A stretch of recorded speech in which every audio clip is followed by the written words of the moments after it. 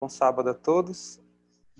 Agradeço a Deus pela oportunidade de podermos estar aqui e compartilhar a palavra de Deus, aquilo que Ele tem feito em nós, por nós, e também pela estabilidade do seu governo e a honra do seu nome. Nós vamos, então, estudar o tema, né, que eu coloquei por título aí, Educação e Redenção. Eu vou compartilhar o desktop inteiro. Então, Educação e Redenção é o tema que nós vamos estudar agora. Eu quero começar com uma premissa, para nós avançarmos aí com algumas perguntas e respostas. Educar é a mesma coisa que redimir. Educar é a mesma coisa que redimir. Lá no livro Educação, na página 15, fala isso. Nós vamos ler esse texto na íntegra depois, mas tenham essa premissa em mente. Educar é redimir. Esse é o texto base para o nosso estudo, né? O texto diz para nós o seguinte: a fim de compreendermos o que se acha envolvido na obra da educação, necessitamos considerar tanto a natureza do homem, como o propósito de Deus ao criá-lo.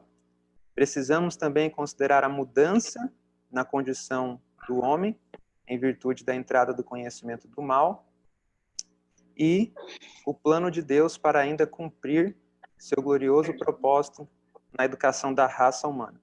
Então, aqui está o esboço para a mensagem dessa manhã, ok? Nós precisamos entender a grande obra da educação, o que se acha envolvido na obra da educação, ou seja, o que se acha envolvido na obra da redenção, certo? Pois educar é redimir. E aí ela fala que nós temos que considerar algumas coisas. E aqui estão listadas 4 coisas. Primeiro, considerar a natureza do homem. Depois, considerar o propósito de Deus ao criar a raça humana. Terceiro, aí nós temos a entrada do pecado. E aí há uma mudança na condição do homem, em virtude da entrada do conhecimento do mal.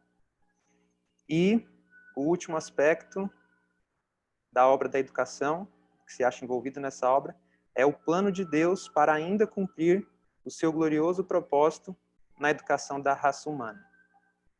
Então, esses são os 4 tópicos aí que nós vamos falar.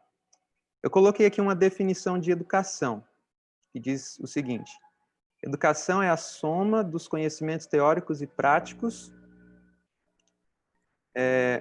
para a formação do caráter de um indivíduo. Então, a soma dos conhecimentos, nós podemos colocar aqui, da questão pré-natal, desde a concepção até o nosso desenvolvimento, né? Quando a criança está no útero da mãe, alguns dos sentidos já começam a se desenvolver ali. A audição é o que se desenvolve primeiro. E aí a criança nasce e todo o conhecimento teórico, prático, que ela vai recebendo, ou seja, todo o alimento para a sua mente que ela recebe, para o seu corpo, para a sua vida espiritual, vai formando esse indivíduo, vai formando o caráter desse indivíduo, certo? O que é, então, a verdadeira educação? Ali só foi uma definição de educação. Agora, a verdadeira. E se existe uma verdadeira educação, é porque também existe uma falsa. Existe uma falsa. Estamos no contexto do grande conflito entre o bem e o mal. O que seria a verdadeira educação? O livro Educação, na página 13, já define para nós. É o desenvolvimento harmônico das faculdades físicas, intelectuais e espirituais. Em uma outra definição, Ellen White diz assim: a mais bela obra já empreendida por homens e mulheres é a verdadeira educação. E ela abrange mais que mero conhecimento de livros. Ou seja, a verdadeira educação não se limita ao estudo, ao conhecimento que pode ser adquirido dos livros, mas ela envolve tudo quanto é bom, virtuoso, justo e santo. Compreende a prática da temperança, da piedade, da bondade fraternal e amor para com Deus e de uns para com os outros. E nessa própria citação já fala o objetivo. A fim de atingir esse objetivo, é preciso dar atenção à educação física, mental e religiosa da criança. Onde que está o objetivo da verdadeira educação aqui? A formação do caráter, porque fala que envolve tudo quanto é bom, virtuoso, justo, santo. São aspectos do caráter. Também fala da piedade, da bondade e do amor, que é o principal aspecto do caráter de Deus. Então, ela fala o que é a verdadeira educação e qual o objetivo. E no final da citação aí dos Testemunhos para a Igreja, volume 3, ela também fala que para atingir esse ideal de caráter, nós precisamos dar atenção a 3 coisas. Quais são as 3 coisas? O aspecto físico, mental e moral, espiritual. Ok. Então, essa é a definição aí de verdadeira educação. Vou passar esse texto. Eu queria recomendar para aqueles que ainda não assistiram a série Conversão ao Éden, que está lá no YouTube. Se você escrever série Conversão ao Éden, você consegue assistir lá alguns vídeos que também a gente fala um pouco sobre a verdadeira educação lá. Alguns aspectos interessantes de vida no campo também. Ok, mas o que seria então a falsa educação? E como que ela é introduzida? Nós vamos ver isso melhor na prática com o primeiro casal ali, Eva, quando ela é tentada pela serpente, e por consequência, ela se deixou enganar pela serpente e se tornou uma tentadora para seu marido. O que é a falsa educação e como ela é introduzida? Aqui foram palavras minhas, dentro do conhecimento ali dos livros, das histórias bíblicas, eu coloquei essa definição. A falsa educação, ela é nada mais nada menos do que o conhecimento do mal. Ela é introduzida a partir do conhecimento do mal, sendo este uma mentira, um engano do inimigo, seja distorcendo o conhecimento do caráter de Deus ou introduzindo o conhecimento de falsos deuses, isto é, de ídolos. Sendo assim, a idolatria, ela está ligada ao pecado, ruína e morte. Então vejam que coisa interessante. A falsa educação, ela é introduzida a partir do conhecimento do mal. Eva acreditou na mentira que Satanás contou. Ou, como nós vamos ver, numa meia-verdade. Ele contou uma mentira e contou uma verdade. O que era, em suma, uma mentira. E o interessante é que Satanás no céu, ele contou uma mentira para si mesmo. E ele acreditou nisso, ele passou a acreditar nisso. E aí é o mistério da iniquidade. O mistério da iniquidade, o surgimento do pecado. E olha que interessante, a Bíblia fala que Satanás, ele é o pai da mentira.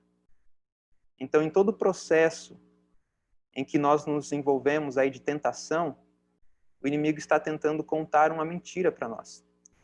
E aí nós confiamos na mentira que Satanás nos conta, no conhecimento do mal, e desenvolvemos um caráter baseado nisso, ou nós vamos confiar no que Deus disse, no conhecimento do caráter de Deus, e construir um caráter em cima disso, usando a vontade que Ele nos deu para escolher fazer aquilo que Ele mostrou para nós, orientou a nós. Então, a falsa educação, ela é introduzida pelo conhecimento do mal. E esse conhecimento pode ser também uma distorção do próprio caráter de Deus. Nós conhecemos aí o testemunho do Roger Morneau, ele conta no livro A Viagem Sobrenatural, que ele tinha uma visão distorcida do caráter de Deus. E aquilo o levou a fugir de Deus. A Igreja Católica fez esse papel muito bem na Idade das Trevas, de distorcer o caráter de Deus.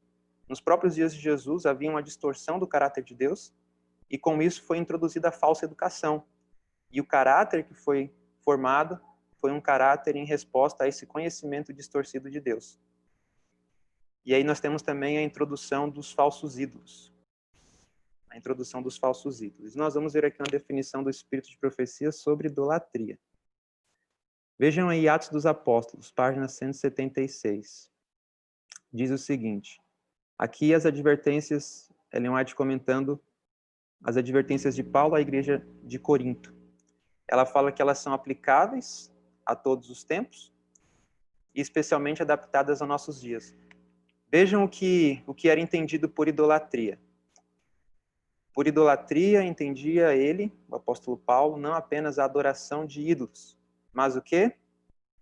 O egocentrismo, o amor às comodidades e a condescendência com apetite e paixão. Uma mera profissão de fé em Cristo, um presumido conhecimento da verdade, não tornam um homem cristão. Uma religião que busca apenas o deleite dos olhos, dos ouvidos, do paladar, ou que aceita a condescendência própria, não é a religião de Cristo. Então, idolatria pode ser simplesmente amor às comodidades, a condescendência com apetite e paixão, o egocentrismo. Então, nós colocamos qualquer coisa, ou qualquer pessoa, ou qualquer circunstância à frente de Deus, nós estamos desonrando o nome de Deus, colocando diante dele algo que não é de acordo com o seu caráter. E isso constitui um ídolo, né? Essas nossas afeições se ligam a isso. Ok. Então, voltamos aqui ao texto. Tendo em mente essa definição de educação e a definição de verdadeira e falsa educação, nós voltamos aqui ao texto para nós agora avançarmos ponto por ponto. A natureza do homem é o que nós vamos ver primeiro, depois o propósito de Deus ao criá-lo, e aí, assim por seguinte, até chegar no último ponto. Bom, para que Deus criou o homem? Qual foi o propósito de Deus ao criar o ser humano? Isaías 43, verso 7, esse texto é um texto que eu acredito que alguns de nós, ou quase todos, já conhecemos, a gente não precisa abrir nele, mas lá diz que o homem, Deus criou, Deus formou o homem para a sua glória. E o que isso significa? Que o homem foi criado para representar a imagem de Deus, tanto fisicamente quanto no caráter, na aparência também. E aí, como que nós glorificamos a Deus? Hoje, nós podemos glorificar, representar o caráter de Deus dando fruto. E aí isso está em João 15:8. Se nós estivermos ligados a Cristo, nós podemos voltar ao propósito original de refletirmos a glória de Deus. Porque Cristo é a videira, nós somos os ramos, e agora nós podemos, se estivermos ligados a Ele, dar fruto. E o fruto é o fruto do Espírito, é o caráter. E essa é a nossa maior necessidade, reavivamento, reforma, o caráter de Cristo, a constante guia do Espírito Santo, para nós retomarmos ao plano da criação de Deus, que era trazermos sobre nós, de novo, a imagem de Deus.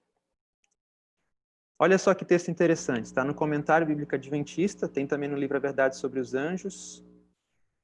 Diz assim, nos comentários de Ellen White do Comentário Bíblico Adventista, ok? Então é um texto inspirado. Diz, Deus criou o homem para a sua própria glória, para que depois de passar pela prova e aflição da família humana, pudesse ele tornar-se um com a família celestial. Então era o plano de Deus que o homem se tornasse um com a família celestial, mas antes eles precisavam passar pela prova. Era o propósito de Deus repovoar o céu com a família humana, caso ela se demonstrasse obediente a cada palavra divina. Adão deveria ser provado a fim de demonstrar se seria obediente, tal como os anjos fiéis, ou desobediente.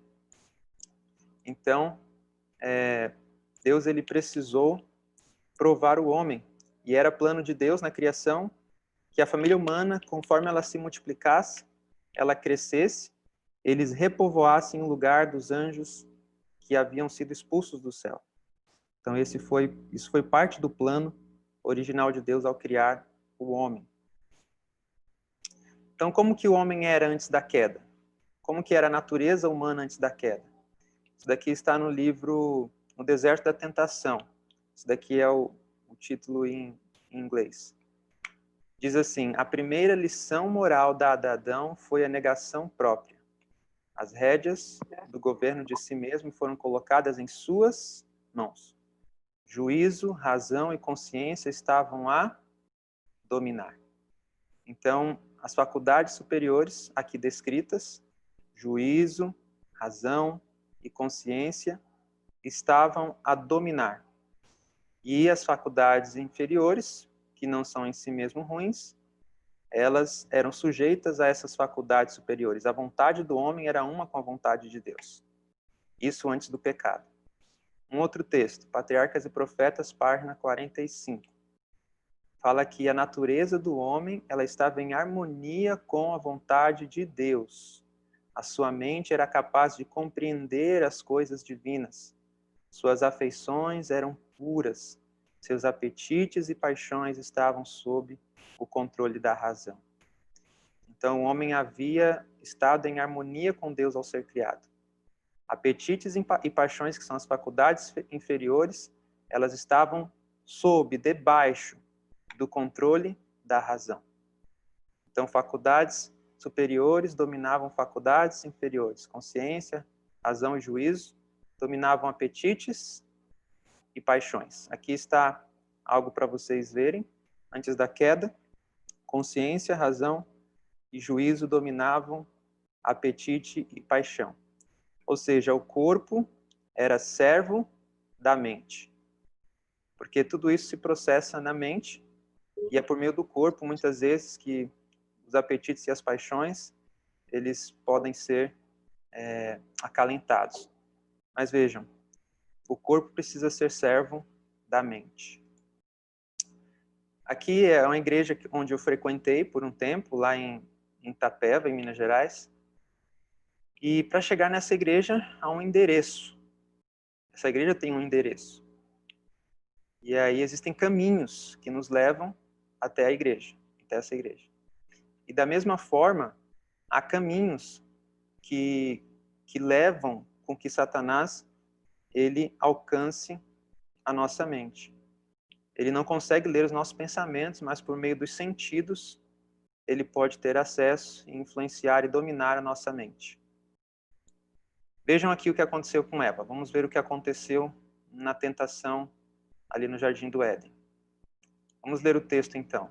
A guerra dos sentidos. Gênesis 3, verso 1 ao 6. E esta disse a mulher, aqui a serpente. Eva, ela entretém conversa, um diálogo com a serpente, que era, na verdade, Satanás usando a serpente. E a serpente disse para a mulher, é assim que Deus disse, não comereis de toda a árvore do jardim? E disse a mulher à serpente, do fruto das árvores do jardim comeremos, mas do fruto da árvore que está no meio do jardim, disse Deus, não comereis dele, nem nele tocareis, para que não morrais. Então a serpente disse à mulher. Então agora a serpente volta a falar com ela. E ela agora conta uma mentira. Certamente não morrereis. Só que agora ela vai contar uma verdade. Porque Deus sabe que no dia em que dele comerdes, se abrirão os vossos olhos e sereis como Deus, sabendo o bem e o mal. Pergunto, se Eva comesse do fruto, isso iria acontecer realmente? Isso realmente foi uma verdade que a serpente disse? Que os olhos deles seriam abertos e eles conheceriam o bem e o mal? Sim. Sim, isso é uma verdade. Só que Satanás tentou também aqui colocar no coração deles o mesmo desejo que ele queria, que é de serem como quem? Como o próprio Deus. Só que a gente sabe que Satanás não queria o caráter de Deus, ele queria, na verdade, a autoridade, o governo que Deus tinha nos céus. Mas, de fato, o homem, ao comer do fruto, ao desobedecer a Deus, ele passa a ter conhecimento do bem e do mal. Satanás introduz aqui, então, a falsa educação, contando verdades misturadas com erro. E aí a gente vê todo esse processo aqui, nesse diálogo dos sentidos, né? Olha aqui a continuação do verso. E viu a mulher que aquela árvore era boa para se comer e agradável aos olhos, e árvore desejável para dar entendimento. Tomou do seu fruto e comeu, e deu também a seu marido, e ele comeu com ela. Então, os 5 sentidos são os meios que Satanás alcança a nossa mente, a audição, ela entreteu conversa ouvindo as palavras de Satanás, a visão, No Patriarcas e Profetas é dito que a serpente ela come do fruto e fala que por isso ela desenvolveu a faculdade da fala e ela viu aquilo. Então ela toma o fruto, o tato e por fim o paladar, o apetite, ela acaba comendo do fruto. E assim Satanás alcança o domínio sobre Eva e ela se torna uma tentadora do seu marido. Então aqui nós temos algo interessante acontecendo. Eva, ela não perdeu naquele momento, mas Satanás, ele tenta quebrar o vínculo de Eva com Deus por meio da desconstrução da sua identidade. Vamos ver como que isso aconteceu. E isso é o que acontece conosco também quando somos tentados. Vocês, acredito que todos aí tenham um documento de identidade, certo? Um RG, que é o número ali do seu documento de identidade. E para que serve o documento de identidade? Ele é um comprovante de que alguém é a pessoa que se diz ser. E aí nós temos aí a carteira de identidade. Uma outra definição é a seguinte de identidade: conjunto das qualidades e das características particulares de uma pessoa que torna possível sua identificação ou reconhecimento. Certo, vamos entender aqui onde eu quero chegar. Qual que era a identidade daquele par no Éden? Eles eram criados por Deus. Eles eram filhos de Deus. Eu pergunto, Deus privou Adão e Eva de algum bem? Sim ou não? Não. Deus não privou Adão e Eva de nenhum bem. Tudo que Deus podia dar para eles, Deus deu. Deus deu todas as árvores do jardim. Imaginem vocês como não eram tremendas as coisas que Deus havia criado ali para eles. Frutos diversos, muito mais do que nós estamos acostumados agora. Os anjos se entretinham comunhão com eles, o próprio Criador ia ter com eles para instruí-los, para ensiná-los como desenvolverem o seu caráter, como viverem, como usarem sabiamente a vida, os recursos que Deus tinha dado ali, como serem mordomos. Só que Satanás ele quis quebrar o vínculo que Adão e Eva tinham com Deus, interromper essa comunhão que Adão e Eva tinham com Deus, por meio de uma mentira que ele conta a respeito do caráter de Deus. Satanás fala que, na verdade, Deus estava escondendo de Adão e Eva um conhecimento mais profundo que os tornariam mais felizes. E sabem o que aconteceu, queridos? Infelizmente, nossos primeiros pais, eles acreditaram na mentira que Satanás contou. Eles foram enganados. E sabe que quando nós pecamos hoje, seja qualquer pecado, é porque nós não reconhecemos realmente quem é Deus e realmente quem nós somos, e nós confiamos nas mentiras que Satanás nos conta. Então, toda tentação que envolve aí o apetite, as paixões, elas são porque nós desconfiamos também de Deus. Ou seja, nesse processo da tentação para pecarmos, existe esse diálogo. E vocês percebam uma coisa, que quando Eva, na verdade, quando Deus veio ter com o santo casal, Eva, ela poderia ter dialogado com Deus. Ela poderia, na verdade, ter saído ali daquele momento com a serpente e ter perguntado a Deus alguma coisa, conversado com Deus. Mas ela não fez isso. Ela simplesmente acreditou naquilo que a serpente disse. E ela foi levada a transgredir. Então, por isso que a oração para nós é muito importante. Por isso que o conhecimento nesse processo de formação do caráter é muito importante. O conhecimento correto, justo de quem é Deus. Nós não sermos enganados pelo inimigo e assim pecarmos contra Deus. Olha que interessante. Em Antioquia, os discípulos de Jesus, eles são pela primeira vez chamados de cristãos. Aí eu pergunto, por que eles foram chamados de cristãos? Porque eles se identificavam com Cristo, né?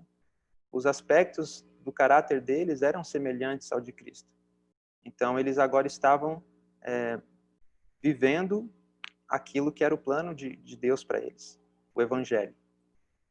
E até quando nós somos fiéis a Cristo, até os demônios, eles reconhecem quem somos. Então, não deixem que Satanás diga que nós somos outra coisa, senão aquilo que Deus disse que nós somos. E nós somos filhos e filhas de Deus em Cristo Jesus. Nós fomos adotados em Cristo Jesus, não mais filhos da ira, mas por meio de Cristo Jesus, ele vai retomar em nossas vidas o plano da redenção, é o retomar nas nossas vidas o ideal que Deus criou no Éden. Nós termos de novo, trazermos de novo sobre si a imagem de Deus, o caráter de Deus por meio de Cristo. Então, não permitam que Satanás conte-nos essas mentiras que têm inundado o mundo e nós também sejamos parte do caráter de Satanás. Então, para resumir isso daqui, o processo da tentação, ele acaba sendo a intenção do inimigo de desconstruir quem nós somos em Cristo Jesus, e depois, se nós cedermos ao pecado, ele nos acusa de sermos pecadores e indignos do perdão e favor divino novamente. Então, ele tenta distorcer o caráter de Deus antes e depois. Se nós não cedemos às tentações do inimigo, ele faz como ele fez com os anjos fiéis no céu, que estavam tentando dissuadir Satanás da sua ideia. Ele fala que eles eram contra a ideia de liberdade, de maiores aquisições, né, para os seres celestiais. Então ele nos acusa de sermos inimigos, na verdade, de um bem maior que ele quer promover. Mas que possamos ter em mente sempre isso, que a nossa identidade em Cristo é filhos de Deus. E não permitamos que com as mentiras de Satanás, ao aceitá-las, quebre-se esse vínculo que nós temos com Cristo, que é por meio do seu amor, por meio da sua palavra, por meio de quem realmente ele quer nos tornar, né, quem realmente somos. Ok, até aqui, tudo bem? Vamos avançar. Então, qual foi o processo de tentação ali? Vamos ver aqui o que aconteceu. A serpente disse, coma do fruto. Aí a consciência de Eva, as faculdades superiores começaram a atuar. Não, Eva, isso é errado, fuja, não fique aqui. Ela tinha esclarecimento que havia um tentador que havia sido expulso do céu. A razão disse, morrerei ou não morrerei? Se eu comer, o que vai acontecer? Mas e se eu não comer? E aí, por fim, qual foi a decisão de Eva? Ela, vendo que a árvore era boa para se comer, agradável aos olhos e desejável para dar entendimento, ela tomou do fruto e comeu o fruto. E aí, assim, ela se torna uma tentadora do seu marido. Então, como que era antes da queda?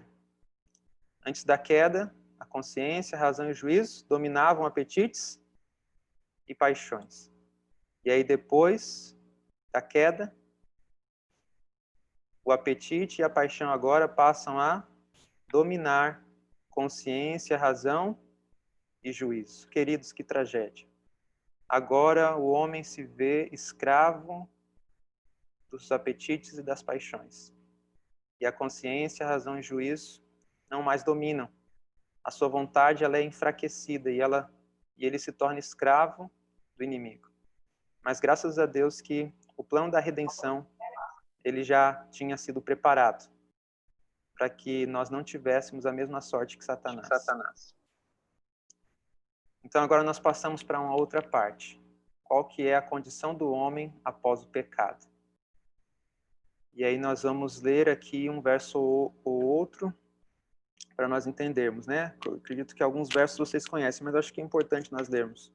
2 de Pedro 2, se vocês estiverem com a Bíblia aí, a Bíblia de vocês, eu vou abrir aqui a minha. 2 de Pedro, capítulo 2, verso 9. Prometendo-lhes liberdade, sendo eles mesmos servos da corrupção, porque de quem alguém é vencido, do tal faz também servo. Então, a partir do momento que o homem ele foi vencido pelo inimigo, nós nos tornamos servos do pecado. E agora nossa inclinação, as nossas tendências seriam todas para o mal. Em Salmo 119, verso 5, Davi ele demonstra essa dificuldade que ele tinha para servir a Deus, ou seja, ele não era inclinado para fazer o bem, mas ele era inclinado para fazer o mal. Em Romanos, capítulo 7, verso 12, esse vamos abrir, volta aí um pouquinho para o livro de Romanos, no capítulo 7, ali nós temos o conflito, em Romanos 7, daquele homem que está em conflito com Deus, porque ele segue a sua natureza carnal. E aí no capítulo 7, verso 14, diz para nós o seguinte: porque bem sabemos que a lei é espiritual, mas eu sou carnal, vendido sob o pecado. Então, a quem o homem se apresenta para servir, deste se torna servo. E agora o homem ele se tornou carnal, vendido sob o pecado. Jeremias, capítulo 13, verso 23, fala que nós fomos ensinados a fazer o mal. E aí, logo em seguida, Jeremias fala, será que pode o etíope mudar a sua pele? Será que pode o leopardo tirar as suas manchas? Como que nós podemos fazer o bem sendo ensinados a fazer o mal? Ou seja, vivemos muito tempo a falsa educação, acreditando nas mentiras de Satanás, e aí construímos hábitos, construímos um caráter, e agora, sendo ensinado a fazer o mal, como que eu posso fazer o bem? Assim como um etíope não pode mudar a sua pele, um leopardo não pode tirar as suas manchas, nós, queridos, por nós mesmos, nós não conseguimos quebrar hábitos arraigados, nós não conseguimos quebrar o caráter que foi forjado em nós ao longo do tempo. Nós vamos continuar inclinados a fazer o mal se nós estivermos sem Cristo. E Eclesiastes 7, 29, o Isael até leu esse texto no final, o homem ele foi criado reto, mas ele se desviou, se enveredou por diversas astúcias, e Caim é um exemplo disso na raça humana. Ele escolheu viver sem o conhecimento de Deus. Ele preferiu esquecer de Deus e ele então passou a viver longe do Criador. Algumas citações aqui interessantes que eu quero ler para vocês falando da condição do homem. Essas citações não estão aí na tela, mas eu vou ler aqui para vocês, prestem atenção. Primeiro está em Ciência do Mover, diz assim: a menos que sejam corrigidas pelo Santo Espírito de Deus, nossas tendências naturais encerram em si mesmas os germes da morte. A menos que nos ponhamos em uma ligação vital com Deus, não podemos resistir aos profanos efeitos da satisfação própria, do amor de nós mesmos e da tentação para pecar. Segunda citação, vocês estão vendo a referência na tela, diz assim: há na natureza humana, quando não está sob a influência direta do Espírito de Deus, uma disposição para inveja, ciúmes e desconfiança cruel, a qual, se não for subjugada, levará ao desejo de destruir e estraçalhar a outros, enquanto espíritos egoístas procurarão edificar-se sobre as ruínas deles. Queridos, que texto forte. Sabe quando nós temos aquele desejo de acabar com alguém? E isso é algo da natureza humana e isso precisa ser subjugado. Porque, queridos, se nós não subjugarmos isso agora, pela graça de Deus, pelo Espírito Santo, quando o Espírito Santo for retirado dos ímpios, do mundo, e se nós, nesta altura, não estivermos sido selados pelo Espírito de Deus, todo desejo desenfreado, ele vai ser consumado. A gente sabe que no decreto de morte, alguns se antecipam ao decreto de morte, porque eles já estão sem o Espírito Santo, e o que eles querem fazer, eles vão fazer. Então, a máxima deles é fazer o que eles querem. E eles mesmos não vão conseguir ter domínio sobre eles. E aí é um dilema, ou nós vamos nos tornar perseguidos ou perseguidores.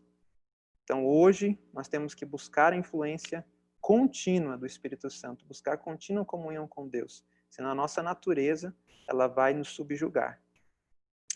Um outro texto, o maior discurso de Cristo, diz assim: impossível é ao homem, de si mesmo, guardar essa lei, pois a natureza do homem é depravada, deformada e inteiramente diversa do caráter de Deus. As obras do coração egoísta são como coisa imunda, e todas as nossas justiças como trapo da imundícia. Então, sem Deus, sem o auxílio de Cristo, é impossível, queridos. É impossível para nós nos harmonizarmos com o caráter de Deus. Então, nós precisamos desesperadamente de Cristo, do Espírito Santo, da sua palavra. Precisamos urgentemente dessas graças em nós. Um outro texto, Atos dos Apóstolos, diz: as palavras, agora aqui fazendo referência às palavras de Paulo, que viveu uma luta intensa na sua vida. As palavras subjuga o meu corpo literalmente significam repelir por severa disciplina os desejos, os impulsos e as paixões. Repelir por severa disciplina os desejos, os impulsos e as paixões. Medicina e Salvação diz: é necessário manter uma viva ligação com o céu, suplicando tantas vezes quantas o fazia Daniel, a graça divina para resistir ao apetite e à paixão. Lutar com o apetite e a paixão sem a ajuda do poder divino será inútil. E o último texto eu não vou ler. Então, queridos, há uma luta muito forte. A irmã White diz também que nós temos que lutar contra o corpo, nós temos que lutar contra o mundo e contra Satanás. E nós precisamos da graça de Cristo. Nós precisamos depender de Cristo. Não podemos confiar em nós mesmos. Nós precisamos desconfiar de nós mesmos. Vejam o que diz aqui essa frase: tudo é perfeito ao sair das mãos do Criador de todas as coisas, e tudo se degenera entre as mãos dos homens. Então agora nós entramos na parte final, que é a obra da redenção. O que seria então a obra da redenção nas nossas vidas? Romanos 12, 1 e 2 fala: transformai-vos pela renovação da vossa mente. Que renovação que precisa acontecer na nossa mente, meus irmãos? Antes do pecado, nós tínhamos faculdades superiores dominando as faculdades inferiores da mente. Depois do pecado, nós temos agora apetites e paixões, que são as faculdades inferiores, dominando as faculdades superiores. Por isso que nós vemos pessoas, quando estão ligadas a vícios, sejam eles de qual natureza for, e elas não conseguem largar o vício, mesmo sabendo que aquilo está destruindo a sua vida, destruindo a vida dos seus que estão ali ao seu redor. Então, nós precisamos da graça de Cristo desesperadamente. A nossa grande necessidade é a graça de Cristo, o conhecimento do caráter de Cristo, das suas promessas entesouradas na mente, para que nós tenhamos de novo o Espírito Santo atuando em nós para essa renovação da mente, para que a consciência, a razão e o juízo voltem a dominar as faculdades inferiores. Um cristão, ele não pode ser regido pelas paixões baixas. Ele precisa ser regido pelas faculdades superiores, dirigidas pelo Espírito Santo. A vontade precisa ser fortalecida pelo Espírito Santo. E aí agora nós vamos voltar àquele texto, que foi a premissa do início do nosso estudo, que educar é redimir. Nós teríamos muito que falar sobre educação, mas deixo para vocês estudarem, lerem o livro Educação. Recomendo o livro Educação de Ellen White, um livro muito importante que vai nos ajudar na construção do caráter. Educação 15, na página 15, ela diz assim: restaurar no homem a imagem de seu autor, levá-lo de novo à perfeição em quem fora criado, promover o desenvolvimento do corpo, espírito e alma, para que se pudesse realizar o propósito divino da sua criação. Tal deveria ser a obra da redenção. Este é o objetivo da educação, o grande objetivo da vida. Então, o grande objetivo da vida, da educação, da redenção é um só. É por meio de Cristo, nós sermos levados de novo ao caráter que Deus tinha nos dado no início, né? A sua própria imagem, a sua própria semelhança. Com a mente nós servimos ao Senhor. É a mente que adora a Deus, e por isso que o inimigo, ele quer distorcer as coisas na nossa mente. Ele quer apelar aos apetites e às paixões, para que Deus não seja adorado na nossa mente, para que Deus não seja reconhecido em nossas vidas, e aí, consequentemente, por meio de um falso conhecimento, de um conhecimento distorcido, nós vamos acabar adorando a criatura, ao inimigo, a nós mesmos, seja o que for, em lugar de Deus, que é o único digno de adoração. Então vamos ler alguns textos falando sobre a obra da redenção. Diz assim, Testemunhos para Ministros. Todas as circunstâncias, todos os apetites e paixões devem ser servos do homem que teme a Deus e não governadores seus. Então, um homem que serve a Deus, ele precisa ter o domínio de si mesmo, que é fruto do Espírito Santo. Não deve o cristão ser escravizado por quaisquer hábitos ou tendências hereditários ou cultivados. O que são as tendências hereditárias? É a índole, aquilo que nós herdamos de nossos pais, né? Aspectos peculiares que nós herdamos de nossos pais. Tendências como, por exemplo, se o meu pai era viciado em álcool, eu vou ter uma tendência forte para o álcool. Então, se eu sei disso, eu tenho que fugir disso, eu tenho que me esquivar disso. Buscar conhecimento para me fortalecer contra isso. Ou também agora as tendências cultivadas, são aquele pecado que eu pratiquei e acabei gostando, acabei sentindo prazer nele, e ele agora me chama a atenção. Então nós precisamos fugir também desses pecados, buscar a graça de Cristo, buscar a presença de Deus constante, a guia do Espírito, para nós aprendermos a odiar o mal e praticar o bem. E vejam que aqui é uma questão de hábitos.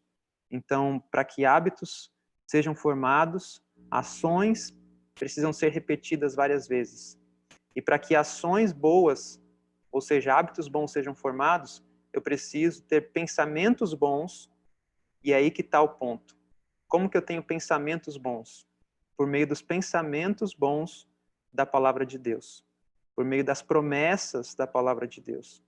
E aí nós vamos conseguir agir, falar de acordo com isso, também formar hábitos de acordo com isso e formar um caráter de acordo com o conhecimento do bem, com o conhecimento de Deus, de Cristo. Uma outra citação, mais duas, dizem assim para nós. Todos quantos querem aperfeiçoar a santidade no temor de Deus têm que aprender as lições da temperança e do domínio próprio. Os apetites e paixões devem ser mantidos em sujeição às mais elevadas faculdades do Espírito. Cultivai o domínio próprio, refreai o apetite, conservai-o sob o controle da razão. E mais um texto diz assim: Satanás rejubilava por haver conseguido rebaixar a imagem de Deus na humanidade. Então veio Cristo, a fim de restaurar no homem a imagem de Deus, de seu Criador. Ninguém, senão Cristo, pode remodelar o caráter arruinado pelo pecado. Veio para expelir os demônios que haviam dominado a vontade. Veio para nos erguer do pó, reformar o caráter manchado, segundo o modelo de seu divino caráter, embelezando com sua própria glória. Qual que é a maior revelação do caráter de Deus?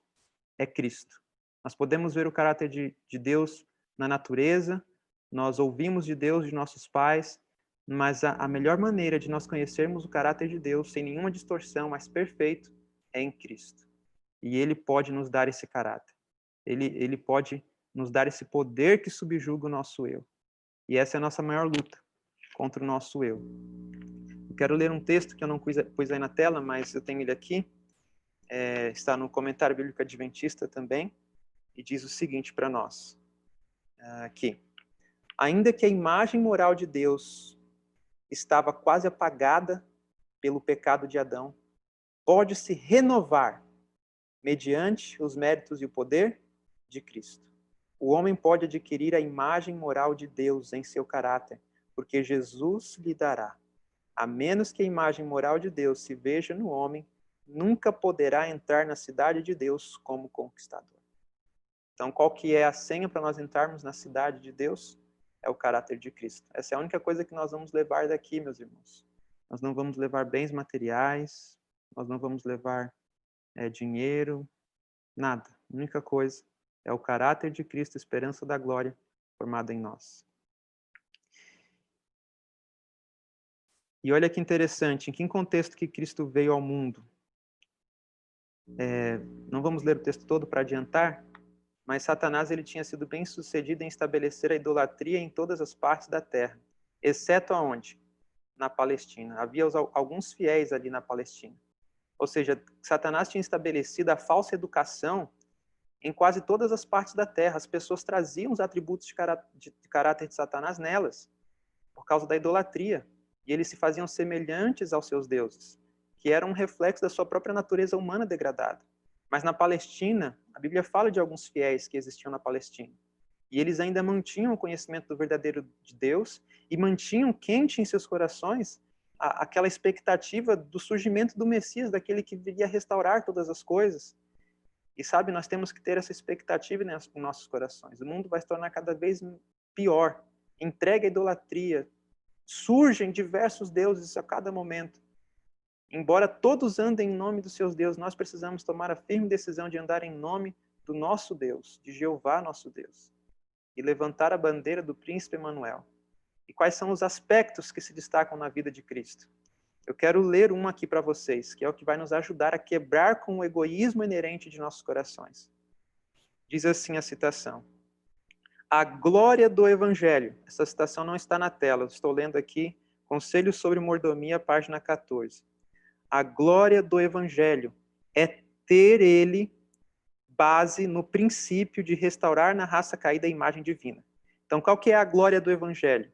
É o restabelecimento, a restauração em nós, caídos, seres com a natureza caída, restaurar em nós a imagem divina. E olha como que isso acontece, um dos meios, por uma constante manifestação de beneficência. O que é beneficência? É fazer o bem. Eu pergunto, Cristo, ele andava fazendo o bem, sim ou não? O que vocês acham? A vida toda. A vida toda. Cristo, ele era abnegado, queridos. Cristo era muito abnegado. E esse é um princípio que Satanás nega, a abnegação. O quão dispostos nós estamos a nos abnegar, a sacrificar esses ídolos que nós construímos em nossos corações por meio desse falso conhecimento, dessa falsa educação. Alguns criaram em seus corações, levantaram o ídolo do dinheiro, porque aprendemos a valorizar o dinheiro, a buscar o dinheiro, e esse anseio desenfreado pelas comodidades que o dinheiro nos dá. Mas estamos dispostos a quebrar isso, a nos abnegar dessas comodidades. Olha só o que diz aqui o livro Educação, também não está na tela, estou lendo o livro aqui. É o capítulo que vai falar sobre as biografias bíblicas. Diz assim: a abnegação, princípio básico do reino de Deus, é o que Satanás odeia. Ele nega até a existência desse princípio. A obra de Cristo e a de todos os que trazem sobre si seu nome tem como objetivo refutar essa pretensão de Satanás. Foi para dar exemplo de abnegação através da própria vida que Jesus veio em forma humana, e por isso ele andou fazendo bem, porque ele se abnegava de si mesmo, muitas vezes ele deixava de comer o próprio alimento para dar para outros. Sabe, queridos, eu ainda não cheguei nisso, mas eu busco a Deus para que eu possa desenvolver esse atributo de caráter, o constantemente buscar fazer o bem, querer o bem de outros e não o mal em nenhum momento. Mesmo quando suspeitam mal de nós, difamam-nos, nós estarmos ali pela verdade, buscando o bem. Todos os que aceitam esse princípio, o princípio da abnegação, devem ser colaboradores seus e demonstrar na vida prática esse princípio. Escolher o que é correto porque é correto. Posicionar-se a favor da verdade, ainda que isso inclua sofrimento e sacrifício. Esta é a herança dos servos do Senhor e a sua justiça que vem de mim, diz o Senhor. Então, o plano da redenção é nos tornar abnegados, renunciar o conhecimento do mal para aceitarmos novamente o conhecimento do bem, consequentemente formarmos o caráter de Cristo em nós e sermos resgatados por Cristo Jesus, que foi o maior mestre enviado por Deus. Aonde está esse texto, Jonathan? Está no livro, eu acabei de ler aqui o livro Educação, Biografias Bíblicas. É que a minha paginação vai ser diferente, eu acho, mas é 108. Ah, tá. Eu tenho a paginação original. Página 155 do livro Educação. Então, Cristo ele foi o mestre enviado por Deus para restabelecer o conhecimento da verdade. E nós, como Igreja Adventistas, temos essa missão. Eu iria terminar com isso daqui, queridos, mas o tempo não nos permite. Acho que eu vou precisar só de mais um minuto. Eu vou resumir isso daqui, não vou falar de forma prolongada, acho que até algumas pessoas que estão aqui já viram comentando sobre isso, mas me veio uma pergunta na minha mente, em relação à educação nesses últimos dias, né? A Igreja Adventista deveria ter cumprido um propósito muito importante nessa área, na área de vida no campo também, mas infelizmente não avançamos para isso. Acabamos nos esquecendo desses planos que Deus tinha delineado para nós nesse último momento. Vamos avançar isso daqui. Bom, Babilônia. Babilônia, eles tinham um sistema de educação muito bem aplicado, né? E a exemplo da Babilônia literal, nós temos a Babilônia espiritual, ou que outra palavra que eu poderia usar? Babilônia mística, a Babilônia dos últimos dias, a Igreja Católica Apostólica Romana e todas as suas filhas. E ela também tem um sistema de educação. Nós sabemos que o Papa aí é jesuíta e eles estão trabalhando na área de educação fortemente. Jesus ele deixou claro que igreja e Estado tinham que estar separados, certo? E faz parte do plano da Igreja Católica unir igreja e Estado. E aí tem uma citação que me chamou a atenção para responder essa pergunta inquietante que eu tinha na minha mente. Como que, de forma prática, será estabelecido um decreto dominical? E como que, de forma prática, segundo essa citação do grande conflito, o público ia pedir um decreto dominical? Porque aqui fala que os governantes, legisladores da América do Norte, eles vão ceder ao favor do público, vão ceder a um pedido popular para que seja imposta uma observância do domingo. E, bom, para concluir, a resposta que eu tive para isso daqui foi o seguinte: como as pessoas seriam então levadas a pedir ao governo uma imposição quanto à observância do domingo? E é por meio da educação. Então, eu acredito que, assim como vida no campo e educação, se nós tivéssemos vivido, continuado a viver o plano de Deus da verdadeira educação para a nossa igreja, para os nossos filhos, nós estaríamos também reparando essa brecha nesse último momento. E agora Deus tem poucos onde Ele gostaria de ter mais, né? Reparando essa brecha. Educação para a sustentabilidade é o que o papado vai focar daqui em diante, e nós vamos ver ações práticas aí movimentando as pessoas. A educação é um dos maiores meios de dominar, de formar as pessoas, e o inimigo sabe muito bem disso. Nós tivemos no dia 22 de abril o Dia da Terra, e o Papa falou, né? Quando eu vi essas palavras, eu lembrei do texto do Grande Conflito. Com uma aceno em direção ao ativismo popular do Dia da Terra, o Papa também apontou os benefícios de pessoas de todos os níveis da sociedade se unindo para criar um movimento popular. Então, o que o Papa está querendo criar? Um movimento popular. E ele vai usar a educação como um instrumento para isso. Ele vai ensinar a língua dos caldeus. E nós temos visto esse ativismo, nós vimos aí a Greta, né? E, enfim, eu vou avançar para o último texto, vamos passar esses comentários que eu ia fazer agora. E o texto que eu quero terminar é esse daqui. O momento que nós estamos é um momento muito sério, muito importante. E nós precisamos o máximo possível nos alimentar de Cristo. Nós precisamos estudar os evangelhos. Vamos ler aí os livros que falam do caráter de Cristo desejado, o maior discurso de Cristo, vida de Jesus, parábolas de Jesus. Não nos gloriar em nós mesmos, né, mas nos gloriarmos em conhecer a Cristo. E o texto final aqui para nossa reflexão, a gente não vai conseguir retomar os pontos, mas é o seguinte: Testemunhos para Ministro, página 147. Estamos agora no próprio limiar do mundo eterno e na mais solene relação para com o tempo e a eternidade que nunca dantes. Examine agora cada um o próprio coração e suplique que os raios do sol da justiça expulsem todas as trevas espirituais, todo o falso conhecimento no qual construímos nosso caráter até aqui, mas que possamos então ser purificados por receber o sol da justiça, purificados de toda a corrupção, da mente, dos pensamentos. Então, que possamos ter Cristo como centro de nossas vidas, né? O sol da justiça brilhando sobre nós. Esse é o meu desejo para vocês, que possamos aprender do Mestre enviado por Deus sobre o caráter de Deus e não aceitarmos mais os enganos, as mentiras que nos ensinaram, que Satanás conta para nós em cada tentação, mas que possamos confiar unicamente no poder de Cristo para salvar.